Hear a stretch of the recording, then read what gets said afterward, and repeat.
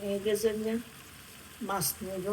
এই যে এটা বোয়াল মাছ, হালকা একটু ভাজি করি, তারপরে ঠান্ডা করে জিরা জালের মধ্যে প্যাকেট করবো। এটা আমি বাসার জন্য রান্না করতেছি। ওরে বলছি শীতকালে বোয়াল মাছ আনা যাবে, ওগুলো আনে নাই, এখন গরমকালে আসছে, জানি না কতটুকু মজা হবে, আল্লাহ জানে। আল্লাহ, আমি আশা করি লসি যেন আশা নিয়ে পূরণ করার।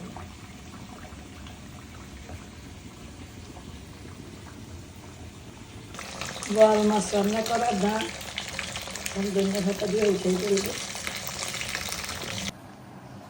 আমার বোয়াল মাছ রান্না শেষ, আল্লাহর রহমতে অনেক ইয়ামি হয়েছে, অনেক বড় বোয়াল মাছ।